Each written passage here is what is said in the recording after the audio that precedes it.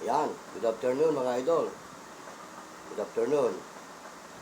Ito naman po ang inyong lingkod, si Boyet, ay naka-duty ngayon dito sa aming tanggapan bilang Dupon for the day. At ang aking co-partner na si Dupon Bong Ariete ay kaninang umaga siya. O from 8 to 12. Ako naman ngayon from 1 o'clock to 5 o'clock. Pero ayon sa bali-balita, tila hanggang alas 3 lang daw ata ang pasok namin dahil family day. Pero siyempre, kahit anong oras yan o anong tapos ng duty, tungkulin natin nagampanan ang ating tungkulin bilang mga lingkod bayan sa larangan ng serbisyo publiko. Kaya ngayon, for the meantime, wala akong kasama dito at yung co-partner ko na si Bong Ariete, nag-off na siya. Hindi ko na nga inabot pero okay lang kasi may kanya-kanya naman kaming oras. Pero dati, mula umaga hanggang hapon, narito ang iyong lingkod. Pero kanina kasi meron akong importanteng nilakad. Kaya half day lang ako. 1 to 5. Pero nung mga nakaraan, halos araw-araw pagka ako may duty rito o dumating ang time ng duty ko, inabot ako maghapon. Kaya lang kanina nga, kaya ako tinanghali ngayon, meron ako importanteng nilakad. Bueno, wala naman tayo ibang gagawin habang wala pang complainant o wala pa tayong kliyente sa larangan ng serbisyo publiko. Eto, magkwento muna tayo at magtalakayan sa mga bagay-bagay na magkaugnayan pa rin sa ating mga ikinabubuhay sa pang-araw-araw, gayon din sa ating mga napapanood o nakikita sa iba't ibang larangan ng social media. Pero mga idol, meron lang akong ikukwento sa inyo at isi-share tungkol doon sa isang nating kapwa vlogger na napanood ko. Ayon sa kanya, siya daw kolektor ng mga engkanto. At yun ay inaalagaan niya, ayon sa kanya, dahil tinutulungan niya dahil nangihingi daw di umano ng tulong sa kanya. Pero mga idol, kung kayo naniniwala sa mga engkanto, mga elemento, kung ano pa mang mga masamang espiritu, ako mga idol doon sa kanyang pagbablog na ikinukwento niya, nasa laysay niya, at the same time may mga pinakita siya na yung pinaka-kwarto na pinaglalagyan daw niya sa mga engkanto na kanyang nakokolekta o nakokoleksyon.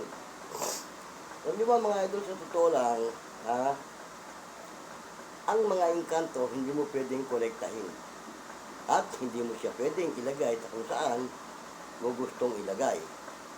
Dahil ang mga engkanto mga idol, sa totoo lang, may likas na kapangyarihan ng mga yan at yan ay hindi natin kauri. Totoo yun. Kaya doon sa kinukwento niya, right on na naman tayo ron kasi kanya yun o content niya yun. Hindi ko siya kinukontra doon, pero ang akin lang, para sa kapakanan ng iba natin mga viewer, hindi ako naniniwala doon. Pero ginagalang ko yung kanyang prinsipyo dahil kanya yun Baka naman totoo rin. Pero kasi yung pinakita niyang kwarto o yung kanyang pinaglalagyan doon na di umano mga engkanto na kanyang nakokolekta, napakaliit ng mga cage o yung mga parang mga bahay-bahay na pinaglalagyan niya. Alam niyo ba mga idol, ang mga engkanto ay halos kasi laki natin, tayong mga tao. Hindi mo siya pwedeng ilagay sa mga ganong kalaking lagayan lang o mga pwede siguro mga duwende, yan. Pero pag engkanto, hindi na yata ako maniniwala doon yan kasi kahit ganito itong inyong mga lingkod,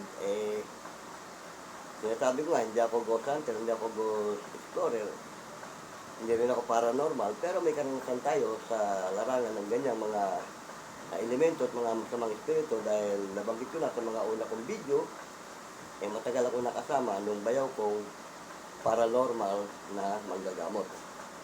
At the same time, makakaintindi tayo ng mga ganyang uri ng sistema. Kaya, yun, siguro, sa mga hindi nakakaalam at walang alam sa mga ganyang sistema ng paranormal, baka maniniwala sila doon sa ibinablog ng ating idol. Hindi ko na babanggitin ng kanyang pangalan at kung anong channel niya. Pero ako, mga idol, siguro yung mga kagaya ko rin na nakakaintindi sa ganyan, hindi rin maniniwala sa kanya. Oo. Dahil kasi kapag may karanasan ka sa ganyang uri ng mga elemento, hindi mo pwedeng gawing collection ang mga yan. Unang-una, may sariling mundo yan. Napapadpad lang yan dito sa atin dahil meron silang lagusan patungo dito sa atin. At meron silang sariling mundo na kinalalagyan. Nabanggit ko na nga rin, kapag napadpad yan dito, mamamahay na yan sa isang lugar na kanyang napadparan lalo't nagustuhan niya. Oo. At kung ikaw man, sinasabi mong kolektor ka, hindi mo siya pwedeng kolektahin. Oo. Hindi mo siya pwedeng kontrolin. Maliban na kung malakas talagang kakayahan mo na makokontrol mo siya. Oo. Pero usually nga, yung mga kagaya namin na may mga kakayahan puksain yan o anuin yan, hindi nga namin sila kinokoleksyon. Oo. Kasi hindi mo pwedeng gawin koleksyon yan, idol. Pero hindi kita binabas, hindi kita inaano, inagalang ko yung paniniwala mo at ano mo. Kasi iyo yan eh. Oh, may kanya-kanya naman tayong paniniwala at may kanya-kanya tayong kakayahan. Kung may kakayahan kang ikulong sila at alagaan, okay lang. At kung may kakayahan kang tulungan sila, kaya nga baliktad yata, imbis na ikaw ang humingi ng tulong sa mga yan, dahil yan may kakayahan at may kapangyarihan, parang tila pa yata silang humihingi ng tulong sa iyo. Baligtad, di ba? At the same time, kung halimbawa, naka-encounter ka ng ganyan, humihingi ng tulong sa iyo, siguro, ewan ko lang, pero ako hindi ako naniniwala na ang engkanto lalapit sa iyo para humingi ng tulong. Karaniwan sa mga engkanto, kapag ikaw ay dinapitan o pinakitaan, isa lang ang dahilan. Fortunada ka, para dalhin sa kanilang lugar, or bibigyan ka ng sakit dahil naperwisyo mo sila. Ganun. Kaya yun, mga idol, kinukwento ko na naman sa inyo dahil kasi nga, napanood ko yung kanyang pagbablog. Oo. Lahat daw ng klase ng engkanto, kinokonekta niya. Pero yung kwarto na pinaglalagyan niya doon sa mga di umano, mga engkanto, na nakokonekta niya, napakaliit. Oo. Kasi ang mga engkanto, kasi laki natin yan eh. Tao rin yan eh. Kaya nga, minsan nakakahalubilo pa natin yan eh. Oo, hindi mo lang napapansin. Kaya mo lang makikilala ang isang kanto, ang isang engkanto, kapag nakaharap mo, wala silang ganito. Wala. Pero, kaya nilang umanyo ng kahit sinong tao. At yan nga yung mga nanggagaya ng anyo eh, yung tinatawag na double gunner, yung double gunner. Yan, sila ang karamihan dyan. So, gagayahin yung anyo mo. At kapag ginaya ang anyo mo, at fortunada kang kunin, yun ang nakakatakot. Dahil kasi, kapag kinuha ka ng nila, dadaling ka sa kanilang lugar, dalawang klase lang yan. Gawin kang alipin, or gawin kanilang kaibigan. Pero, wala pa ako nakaano na kinuha ng engkanto ginawang kaibigan. Kasi, may mga pangyayari doon sa bayaw ko nung nabubuhay pa yung bayaw kong paranormal. May mga sinasakit kami na kinuha ng engkanto. O, meron. Kasi yan, halimbawa, kapag namatay ka, yung espiritu mo lang ang kinuha niya. Oo. Yung katawan mo may iwan. Pero, pag kinuha ka niya ng buong katawan mo, pagkatao mo, tinangay hanggang doon sa kanilang kinalalagyan o kanilang kaharian, yung kapalit mo ang maiiwan dyan na pag nakita ng mga kamag-anak o kung sino pa mga kakilala, matatagpuan nila, patay na. Oo. Kumbaga, pinalitan. No, hindi na tunay yun. Kaya siyempre, kung walang alam ang iba, kala nila, pamilya nila yung namatay, lalo't may ipinagbilin sa kanila na may kaibigan ako yung kanto, may kakilala akong ganun, ganyan, ganun, o merong engkanto nagpapakita sa akin, o kung ano pa man, Tapos biglang matatagpuan yung bangkay mo. Ang isipin talaga nun, engkanto may kagagawan na pinatay ka. Pero ang hindi nila alam, kapalit lang nung tunay mong pagkatao yun. Yung tunay mong nandun, di na lang nila. At yan mga idol, kapag ikaw kinuha nila at ginawa kang alipin, hindi ka na makakabalik dito. Maliban na nga kung pakikipagkaibigan lang ang gusto nila at dadaling ka ron. Meron naman gano'n eh, hindi naman lahat ng engkanto masama eh. Meron naman mga engkanto mababait, lalo yung mga engkantong puti. So yan pati ang tumutulong sa mga tao. Pero yung mga engkantong itim na mga mukhang burangus, at saka yung mga engkantadang pula, yan, mga malulupit yan, mga idol. At hindi yan marunong magpatawad kapag ikaw nagkasala sa kanila. Kasi yung mga engkanto, pag napadpad nga dito sa atin yan, galing sa kanilang mundo, mamamahay na yan dito eh. At pag naperwisyo mo sila, sila pang galit. Di ba? Bibigyan ka ng sakit. O, piperwisyoin ka. Tapos ngayon, kung may manggagamot o merong isang ambularyo na hahawak sa'yo, at gusto kang pagalingin, meron niya sila mga kahilingan na dapat tuparin. Tama, umiling yung kanto ng ganun, ganyan. Kailangan yun, ibigay mo. Pag hiniling yun doon sa manggagamot na tumitingin sa'yo, ibigay mo yung kahilingan. Dahil pag hindi, sabing palad ka. Pero yung bayaw ko, naikwento ko na ito nung minsan, hindi yan pumapayag ng mga kahilingan. Kasi unang-una, ang katuwiran ng bayaw ko, ikaw ang dumayo rito, ikaw ang nakapirwisyo rito. Bakit ikaw ang hihiling ng kahilingan? O, di ba? Ngayon, ikaw na nakapirwisyo, ay dapat lang yan, bumalik ka sa pinanggalingan mo.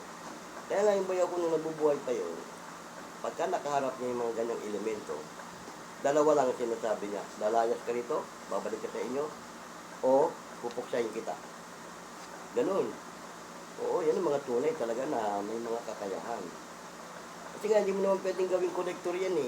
Kung kukolektahin mo sila, kukulong mo sa isang Kala mo ba, pag nilagay mo sa isang kulungan yan, hindi makakatakas yan. Makakatakas yan. May kapangyarihan yan eh. Oo, lalo yung yung tinatawag nila ng mga royal blood na mga engkanto. Yung mga matataas ang uri. Hindi mo kaya yan. Oo, at yan ang pumupuksa. Yan ang kinuha ka niya, gawin kang aliping.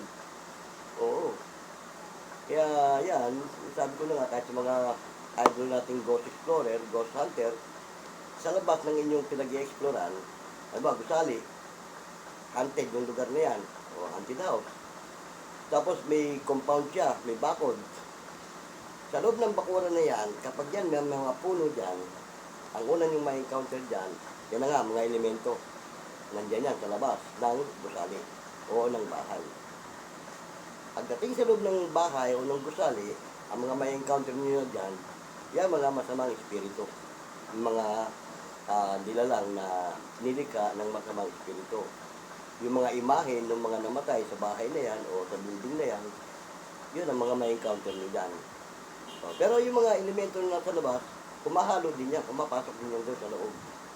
At ang lahat ng yan, pinaghaharian niya ng Diablo. Oo. Kaya iniinom nga natin sa ating mga kapwa explorer na mga ghost hunter, mag-ingat lang sila kasi sabi nga nung idol natin si Ed Kaluwag, mag-iingat kayo sa inyong ginagawa dahil ang inyong ginagawa ay hindi biro. Oo, mapanganib dahil hindi basta-basta ang inyong mga makakaharap. Oo, delikado. Kaya yan din ang advice natin sa kanila. Konting ingat lang kayo mga idol dahil kasi kapag naka-encounter kayo ng mga elemento ng mga malulupit at nakusunadahan ka, susundan ka hanggang sa inyo. Tulad na nangyari sa akin. Meron kami pinuntahan sa Quezon City, nakwento ko na to eh. Sinundan ako hanggang bahay. O, 10 oras ng gabi, alanganing oras ng gabi, niyugod yung bahay ko. O, kasi siguro parang na-insecure siya sa ginawa namin doon. Binulabog namin yung lugar eh. Oo. Pero siguro malakas ang ano na yun. Sinundan ako hanggang sa amin. Pero hindi siya nagpaabot sa akin. Nung labasin ko siya, natakot niya yung misis ko, sabi ko, huwag ka nalabas. Nung labasin ko, lumipad siya, nag-anyong ibon. Oo. Sabi ko, kung inabot kita, hindi ka na makakabalik sa pinanggalingan mo. Pero huwag mo nang uulitin. Dahil pag inulit mo yan, ako mismo pupuntahan kita doon, sa lugar mo. At doon kita pupuksain. Oo, ganun. Kaya yung sina-advise na natin sa ating mga idol na ingat lang. Kasi pag na-permission nyo yan sila at nabulabog mo, sila pa ang galit. Kaya doon nga nabubuisit yung bayaw ko sa ganyan. Eh.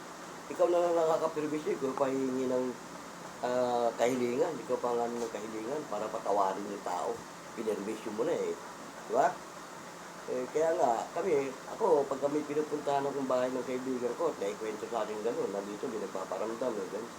Nagalugarin ko na kagad yan. Hindi ako uuwi nang hindi ko nagalugad yan. O, meron nga ako pinuntahan nun eh. Ginalugad ko eh. O, sabi ko sa kanya, huwag ka nang mamimirisyo rito dahil kasi kapag tumawag yung kaibigan ko o nag-chat sa akin na namimirisyo ka pa, bago ako makarating ulit dito, lumayas ka na dahil siyasapuling kita kahit hindi kita nakikita. O, basta't mararamdaman kita kahit hindi kita nakikita, aabutin ka. O, totoo yun, mga idol. Kasi sa isang marunong, hindi mo na kailangan makita yan. Mararamdaman mo naman kung nasaan yan. Di ba? Pagka naramdaman mo yan, left and right lang yan. O, Ate Lorne? wala eh. Wala? Yan, left and right lang yan, pag naramdaman mo yan. Yan, pag ang kilabot mo nasa harap, kaliwat kanan lang yan. Pag ang kilabot mo nasa likod, nasa likuran mo rin yan. No. Ganun lang naman kasimple yun. Kaya yan mga idol, kapag naramdaman namang malakas ka at hindi ka nila kaya, hindi na kailangan yung kahilingan. Pag sinabi mong, dalawang klase lang yan, lalayas ka rito, pupuksahin kita. Siyempre, mga yan, ayaw rin naman nila mapupuksa sila eh. Binibigyan mo sila ng pagkakataon, lumayas eh. Kaya bumalik sila. Ako minsan sinasabi ko, mahanap ka na lang ng ibang lugar, huwag dito. At huwag ka nang babalik dito. Ganoon. Tapos bago ako umalis, iniiwanan ko yung bahay na yan ng, yung mismong may-ari o ko yun, kaibigan ko, kung sino pa man, na may kakayahang mag-drawing, meron yung kay papadrawing sa kanya, na iko-quadro niya yun, ilalagay niya sa dingding. Ganun lang, kasimple. Kasi yung mga yan, pagka namamahay talaga yan. Sabi ko nga sa iyo pag nagustuhan yung loob ng bahay mo, hindi naalis yun dyan, makakahalubilo mo na yan eh. At pag nagtagal-tagal, mamimirwisyo na yan. Pero may ikaw may-ari ng bahay, ikaw papiperwisyuin. Sino mo tutuwa nun? Kahit ako, limbawa, bahay ko, susulpot ka sa bahay ko, mamimirwisyo ka, leche ka. Lumayas ka dyan, pupuksain talaga kita pag namirwisyo ka. Lalo kung papakitaan mo ako, tatakotin mo ako, ay, para ka nagtampos sa tambol mayor. Di ba? Tama mga idol.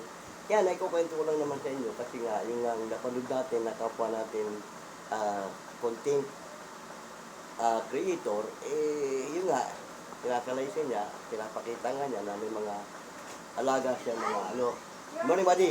Yan, kabady ko. Kaya yun, mga idol. Di ba ang tatry? Hindi pa. Tatry mo rin muna. Bali mga idol, tuloy natin kwentuhan natin at meron kaming bisita rito. Okay lang naman yun. Normal yun dahil kasama naman namin sa trabaho yan. My cord. Ganun mga idol, kinukwento ko lang sa inyo yung sistema nung pangyayari. Kaya doon sa mga naniniwala naman na nakapanood doon, nasa sa inyo yun. Nasa sa inyo kung naniniwalaan nyo o hindi. Pero sa mga kagaya ko siguro na nakakaintindi, malamang hindi maniniwala. Ay, nasa loob na. Oo. Lalo yung mga veteranong yung mga veteranong yung tinatawag na paranormal, hindi siguro maniniwala. Kasi wala pa ako na ng paranormal na Try ko kaya. nag-ampo ng mga engkanto mga elemento eh. Wala pa ako nun. Saka hindi mo pwedeng ampunin yan. Yung sasabihin mo na gagawin mo silang collector, malabo siguro maging collector mo yun. Buddy, Diba? Buddy. excuse me. Okay. Sige, tuloy lang yan. Partner hindi bali pasamantala na ako magpapaalam dahil may mga bisita kami ngayon dito at siyempre, ito naman kwentuhan lang naman natin. Okay na mga idol ito po muna yung inyong lingkod, si Boyet. Ano kaya nasa unahan kong papaalam sa inyo. screen? Hanggang sa muli. Dito. Paalam. Tapos, gano'n.